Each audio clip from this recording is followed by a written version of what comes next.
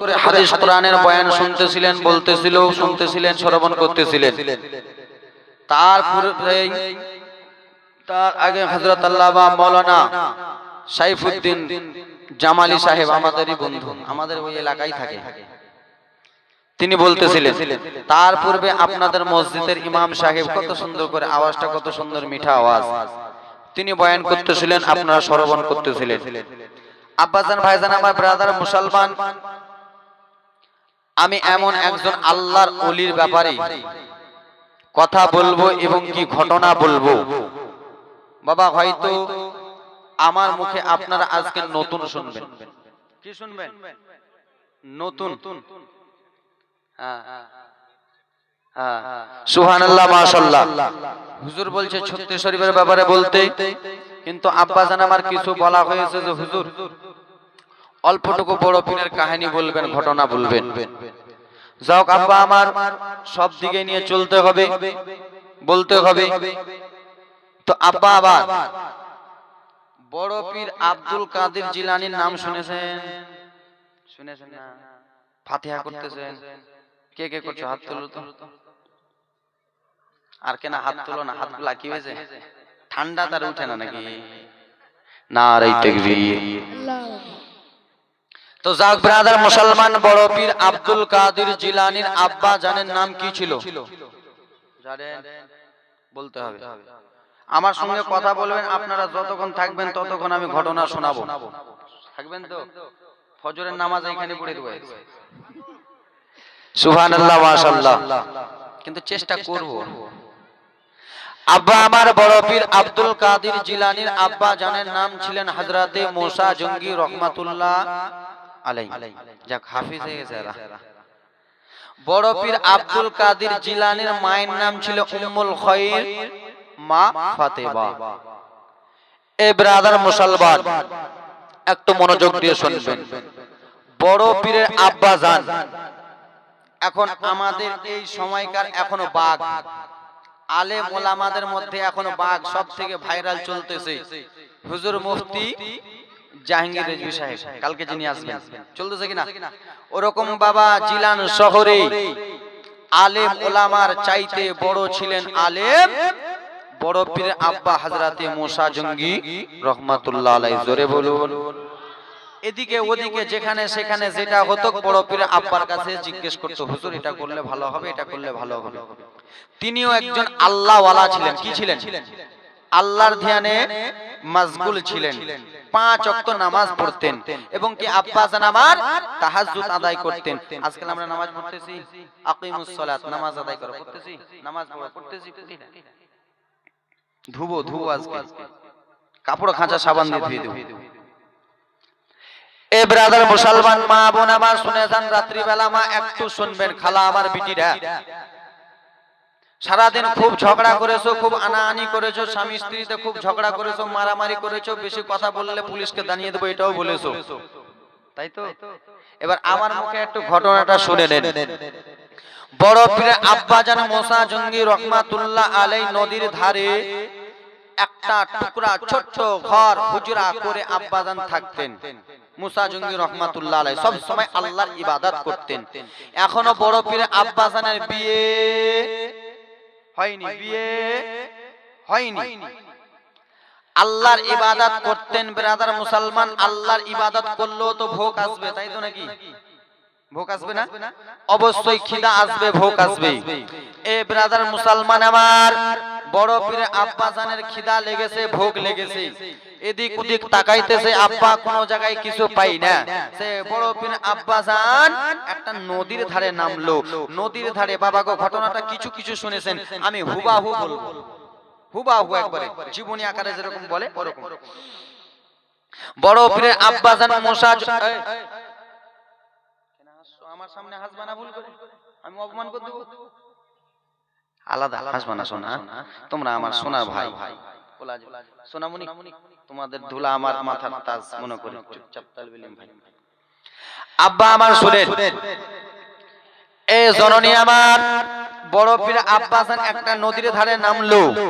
নদীর ধারে নেমে বাবা হাঁটতেছে আহা গো আল্লাহ, আমাকে তো খিদা লেগেছে, কি এমন জিনিস খেয়ে খিদাটা মিটাই, কি এমন জিনিস খাবো যে আমার ভোগটা মিটবে। এই ব্রাদার মুসলমান, কথাবার্তা বলতে বলতে চলে যায় আব্বা নদী দিয়ে। নদীতে স্রোত বহে কি বহে না? স্রোত বুঝেন? পানি যে চলে যায়, কি বলে ওটাকে? স্রোত। আপনাদের ভাষায় কি বলে? ধার। ওটা কইতে পারেন না? ধার। কেন যে ব্রাদার মুসলমান, ধার আপনাদের ভাষায় বলতে হবে। আমি মেদিনীপুরে জীবনী করতেছিলাম, 3 দিনের জীবনী করতেছিলাম। আমি জীবনীর মাধ্যমে বলতেছি নবী মুস্তাফাকে এরকম করে যেন দায় হালেমা দোলা দেয়। বলে হুজুর দোলা মানে কি? দোলা মানে কি? আমি বলছি এটা ছোট্ট বাচ্চারা কেটে যায় এরকম এরকম করো ভালো করে। বলছে ওটা দোলা কইতে হবে না হুজুর, ওটার নাম হলো ঝুল্লু। ঠিক আছে কিনা? ওরকম ধার চলে যাইতেছে বাবা। ওই ধার দিয়ে একটা লাল আপেল, টুকটুকা লাল, পেকে লাল হয়ে আছে, সেই আপেলটা চলে আসতেছে আব্বা। আবার আমি এদিক ওদিক নিয়ে গেলাম না, জননে বড় পীর আব্বা যেন দেখতেছে বাবা গো, একটা আপেল নদী দিয়া চলে আসতেছে। বড় পীরে বাবা মনে মনে ভাবলো আল্লাহ, নদী দিয়া আপেলটাই আসতে, এই আপেলটাকে আমি তুলে নেব, আর আপেলটাকে তুলে আমি ভক্ষণ করে নেব। আব্বা গো, আপেলটাকে তুলে নেওয়া হলো। আপেলটাকে তুলে জননী আপেলটাকে যেন খেয়ে নিলেন, আপেলটাকে ভক্ষণ করে নিলেন। যেমনই আপেল খেয়েছে মা গো, যেমনই আপেল খাওয়া হয়েছে, বড় পীরে আব্বা মনে মনে ভাবতেছে আল্লাহ, আমি তো আপেলটা খেয়ে নিলাম, আমি তো খিদার জন্য খেয়ে নিলাম, কিন্তু আপেলটা কোন বাগানের মালিকের ছিল জানি না, কার আপেল ছিল জানি না। আমি বলে খাইনি, যেই বাগানের আপেলটা ছিল ওই বাগানের মালিককে আমি বলিনি। আজকে আমি আপেলটা খিদা জ্বালায় খেয়ে নিলাম। রোজ হাসরের ময়দানে যদি জিজ্ঞেস করা হয় ও গো মুসা জঙ্গি পাগল, ওই আপেলটা কার ছিল তুমি খেয়েছো, তখন আমি কোনো জবাব দিতে পারবো না। জোরে বলুন, জবাব দিতে পারবো না। বাবা গো, একটা আপেল নদী দিয়ে ভেসে আসছে, ওই আপেলটাকে খেয়েছে বলে বলতেছে আল্লাহ, আপেলটা কার আছে জানি না শুনি না, খেয়ে নিলাম, আল্লাহ কি জবাব দিব? আর আজকাল আমরা কি করতেছি, ওর বাড়িতে কুলের গাছ লাগা আছে, কুলগুলো পেকে আছে, মারলাম ঢাল নিয়ে উড়ে গেলাম। ওর বাগানে আমের বাগান আছে, আমালা বাড়িতে আছে, এদিকে আমের বাগানে ছিঁড়ে নিয়ে মারলাম দৌড়। ওর পুকুরে মাছ আছে, 2-3টা মাছ মেরে বেশি যদি গালি দেয় পুকুরওয়ালা, তো তারপরের দিন বিষ দিয়ে দিলাম, মরে যা। করতেছি কি মানে একটা বেটা করে না, মনে সব বেটা করে। এ আমার মুসলমান মনোযোগ দিয়ে শোনেন মারে, বড় পীর আব্বা জানে বাবা গো, আমার টেনশন চিন্তায় পড়ে গেল। আল্লাহ কোন বাগানের মালিকের আপেল ছিল আল্লাহ, আমি না জেনে খেয়ে নিলাম, আমি রোজ হাসরের ময়দানে কি জবাব দেব? কিন্তু না না আল্লাহ গো, আমি এই নদীর ধারে হেঁটে হেঁটে চলে যাব, আর আমি যেখানে দেখতে পাবো আপেলের বাগান রয়েছে, সেই আপেলের বাগানে উঠে যাব, আর মালিকের কাছে যে ক্ষমা চেয়ে নেব। আজকাল আমরা করছি এরকম, জীবনে করি না। কাউরে কাছে টাকা ধার নিলে দিই না, টাকা ধার লওয়ার সময় মিষ্টি মিষ্টি কথা দে না ভাই, 15 দিন পরে দিয়ে দিব। আর যখনই 15 দিন হয়, ভাই টাকাটা দিন, আরে বাট তোর খালি কোনো কাজ না, খালি টাকাটা দিয়েছে খালি চেয়ে যায়, ঠিক না? ওয়ারি বড় বড় কথা। এ জননী আমার শুনেন, বড় পীর আব্দুল কাদের জিলানীর আব্বা দাঁড়াই শুনে নেন, শুনে নেন, জেনে নেন আব্বা। আবার সেই আল্লাহর বান্দা নবীর উম্মত টুক টুক টুক টুক টুক টুক টুক টুক গুটি গুটি গুটি গুটি পায়ে যেন চলে যাইতেছে। মা আমার, মা তোমরা আজ কত কালে, মা গো তোমরা আজকাল কত অন্য মহিলার শাক তুলে নিয়ে চলে আসো, কত মানুষের জমিতে যাও না বলে শাকগুলো তুলে নিয়ে আসো, কত কাউরি জিনিস তোমরা না বলে নিয়ে আসো। ও সোনারি মা,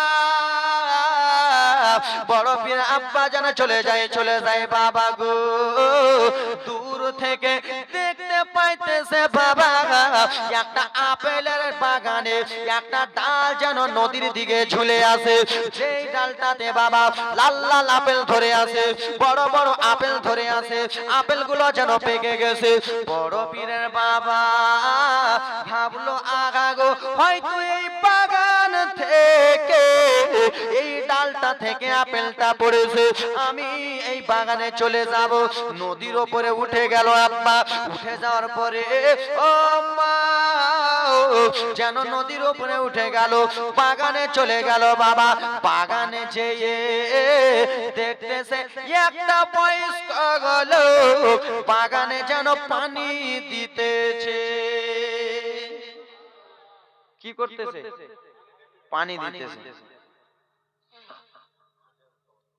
বাগানে পানি দিতেছে। বড় পীর আব্বা চলে গেল, যে বলতেছে হুজুর। কে গো তুমি? হুজুর আমি মুসা জঙ্গি। কি হয়েছে?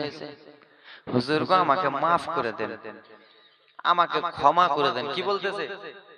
আমাকে মাফ করে দেন, ক্ষমা করে দেন। কেন গো?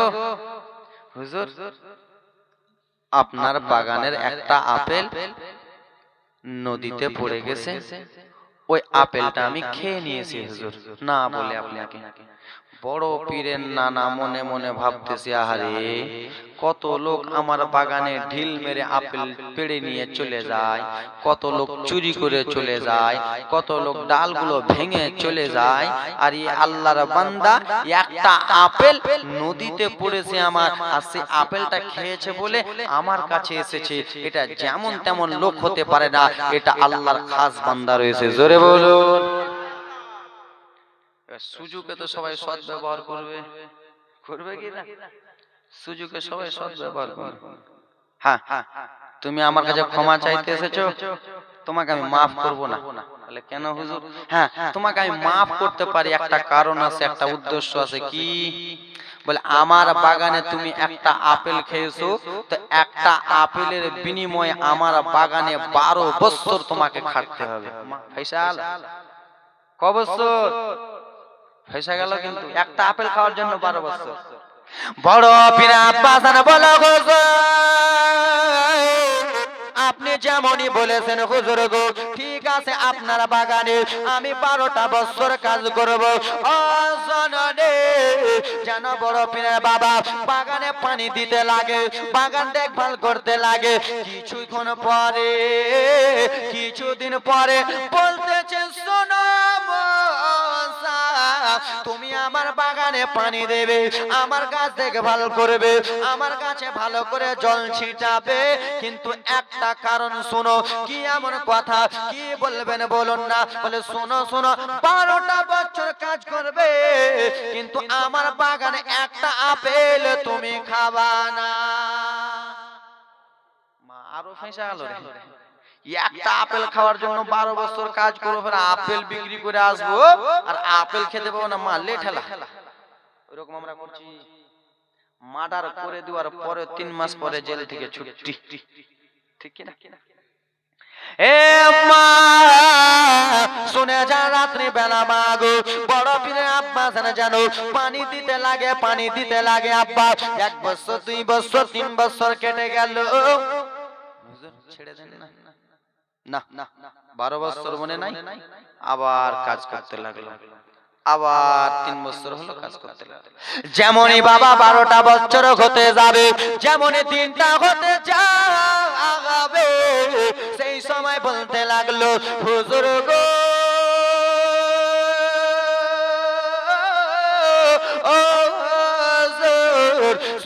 শুনে নাও হুজুর, এবার এবার এক বছর করে 12টা বছর হয়ে গেল।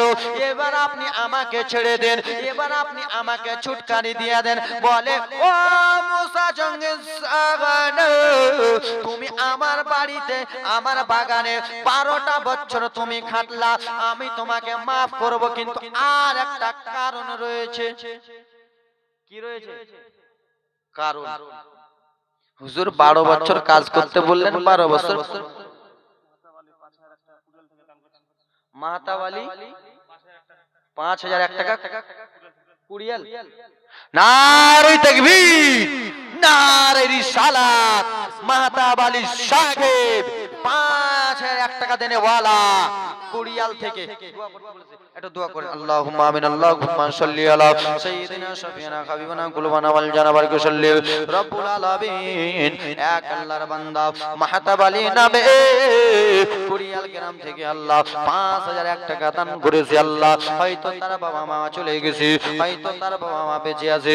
রব্বুল আলামিন তার বাবা মা কবরবাসী হয়ে গেলে জান্নাতবাসী করে দাও। রব্বুল আলামিন দুনিয়ায় থাকলে হায়াত বাড়িয়া দাও, এবং কি তার যে মনে আকাঙ্ক্ষা বাসনা রয়েছে, তার মনে আকাঙ্ক্ষা বাসনাকে কবুল মঞ্জুর করিয়া দাও। সুবহান রাব্বিকা রাব্বিল ইজ্জাতি আম্মা ইয়াসিফুন ওয়া সালামু আলাল মুরসালিন আলহামদুলিল্লাহি রাব্বিল আলামিন।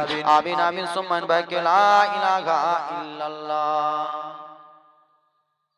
জোরে বলুন। গজল কম বলতেছি, চালু করতে দাও। এ আমার বাবা সোনা মানিকেরা আমার, বলে ওগো মুসা জঙ্গি রহমাতুল্লাহ আলাইহি শোনো, তুমি আমার বাগানে 12টা বছর কাজ করলা, আমি তোমাকে ছেড়ে দিব, কিন্তু একটা কথা মানতে হবে। কি করতে হবে? একটা কথা মানতে হবে। মা আবার ফেঁসে গেল, কি যে বলবে। বলে মুসা জঙ্গি রহমাতুল্লাহ শোনো, আমার একমাত্র একটা বেটি আছে। কি আছে? একমাত্র একটা বেটি আছে। ওই বেটিকে তোমাকে বিয়ে করতে হবে, বিয়ে, তারপরে আমি তোমাকে ছুটকারে দেব, নচেত দেব না। ফেঁসে গেল। মা একটা আপেল খাওয়ার জন্য 12 বছর জেহেল, ফের ওর বেটিকে বিয়ে করতে হবে, আরো ফেঁসে গেল। ঠিক আছে, আমি বিয়ে করতে রাজি, আপনি মাফ করবেন তো? হ্যাঁ মাফ করব, কিন্তু শুনো, তুমি যে আমার বেটিকে বিয়ে করতে চাইলা, কিন্তু আমার বেটি কেমন আছে তুমি কি জানো? বলে হুজুর কেমন? বলে আমার বেটিকে যে তুমি বিয়ে করতে চাইতেছো, আমার বেটি চোখে অন্ধ, আমার বেটি পায়ে ন্যাংরা, আমার বেটি লোলা রয়েছে, আমার বেটি কানে শুনতে পায় না। ও মুসা জঙ্গি, ওই বেটিকে তোমাকে বিয়ে করতে হবে। বাবা আরো ফেঁসে গেল। কানে শুনতে পাই না, চোখে দেখতে পাই না, পা দিয়ে হাঁটতে পাই না, লুলি। আমাকে যদি কেউ বলে আজমির হোসেন তোমাকে একটা লুলিকে বিয়ে করতে, আমি করবো জি, জান দিয়ে দেবো, কিন্তু লুলিকে বিয়ে করবো না। ঠিক কথা কিনা? লুলিকে করবো? কে পাগলারা হাসতেছে? কানাকে করবা? কানাকে বিয়ে করবা? কানে বইরা করবা? বিয়ে করবা? করবা না? মা মা তো হুজুর ঠিক আছে, আপনি যখন মাফ করবেন না, এক দেখেন পরেশগার মুত্তাকিন দেখেন, আল্লাহওয়ালা লোক দেখেন, এরকম হতে হবে। নারে তাকবীর, এরকম লোক হতে হবে। হুজুর ঠিক আছে, আপনার মেয়েকে আমি ওই কানা লেলা ন্যাংড়া মেয়েকে বিয়ে করব। এ আমার আব্বা জানাবার, এ মুসলমান সোনা মানিকেরা রে, আবার শুনে যা রাত্রি বেলা বাবা যেন কথাবার্তা চলতেছে। ও ভাইরা রে, কথাবার্তা চলতেছে বাবা। বিয়ের 3 তারিখ ঠিক করা হলো। বড় পীর আব্বার সঙ্গে বড় পীর মায়ের যেন বিয়ে হয়ে গেল। শ্বশুর আব্বা বলতেছে, ও গো আমার জামাই, ওই চলে গেছে, ওই যে ঘরটা রয়েছে ওইখানে তোমার নতুন স্ত্রী আছে, ওইখানে তোমার আদরিনী সোহাগিনী আছে, চলে যা। বড় পীরের বাবা টুক টুক টুক টুক টুক টুক করে বাবা যেমনই ঘরে পা দিয়েছে, বড় পীরের মা যেন দাঁড়িয়ে সালাম দিতেছে। সালাম দিতেছে, যেমনই সালাম দিয়েছে বাবা, বড় পীর আব্বা মহিলাটার দিকে দেখতেছে। এত সাদা ফুটফুটা মহিলা বাবা গো, এত সুন্দর চেহারা, সাদা ফুটফুটা মহিলা, চেহারাতে যেন কোনো দাগ নাই, কানে শুনতে পাইতেছে যেন ঘেটে বাড়াইতেছে। আব্বা বড় পীরের বাবা আর ঘরে প্রবেশ করলেন না, দৌড়াতে দৌড়াতে বড় পীরের নানা কাছে চলে এলো। আপনি যে বললেন ওই ঘরে আমার স্ত্রী আছে হুজুর গো, ওই ঘরে আমার স্ত্রী কি না, ওই ঘরে একটা সাদা ফুটফুটা মহিলা রয়েছে। হুজুর ওই ঘরে তো আমার স্ত্রী নাই, ওই ঘরে এত সুন্দর মহিলা রয়েছে বলে, এ মুসা জঙ্গি ওটাই হলো তোমার স্ত্রী। জোরে বলো। তো হুজুর বিয়ের আগে যে আপনি বললেন যে আমার মেয়ে চোখে অন্ধ, কানে কালা, পায়ে হাঁটতে পায় না, নেংড়ি, বলে ও বেটা জামাই শুনে নাও, আমি এই জন্য তোমাকে বলেছিলাম, আমি তোমাকে পরীক্ষা করলাম, আমি তোমাকে চেক করলাম তুমি কেমন আল্লাহওয়ালা রয়েছো। আগে শোনা শোনা, তোমার মতো আল্লাহওয়ালা লোক যদি পৃথিবীর জমিনে থাকে, তোমার মতো আল্লাহওয়ালা লোক পৃথিবীর জমিনে যেন থাকে। ও আবু সলে, এ ব্রাদার মুসলমান, ও মুসা জঙ্গি শুনে নাও, শুনে নাও, আমি তোমাকে এই জন্য বলেছিলাম আমার মেয়েটাকে চোখে অন্ধ, আমার মেয়েটা এই চোখ দিয়ে কোন অপর পুরুষকে দেখেনি। জোরে বলুন। ও আবু মুসা জঙ্গি শোনো, আমি আর একটা কথা বলেছিলাম আমার মেয়েটা কানে বহিরা, এই জন্য আমি বলেছিলাম আমার মেয়েটা অন্য কোন লোকের কানে আওয়াজ শুনে নাই, আমি পাটা ন্যাংড়াইয়ের জন্য বলেছিলাম আমার মেয়ে উম্মুল খায়র ফাতেমা দুইটা পা দিয়া অপর পুরুষের বাড়ি কোনোদিন যাই নাই বলে। দেখছেন? আর আজকালকার মহিলারা যায় কি যায় না, এই তোমার বাপের বাড়ি যেতে হবে না, আমার বাপের বাড়ি যাব না, তোর ভাত খাবো না রে, ঠিক কি না, তোমার ভাত খাবো না কিন্তু বাপের বাড়ি যাওয়া ছাড়বো না, ঠিক এই ব্রাদার মুসলমান এরকম বলতেছে।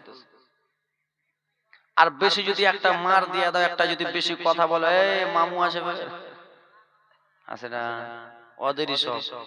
এই খালা তোমরা কে কই না, তোমরা ভালো, তোমরা ভালো বিটি, এখানকার হেমতাবাদের মায়েরা, এখানকার মায়েরা খুব ভালো। বড় পীর আব্দুল কাদের, কেন ডিস্টার্ব হইছে,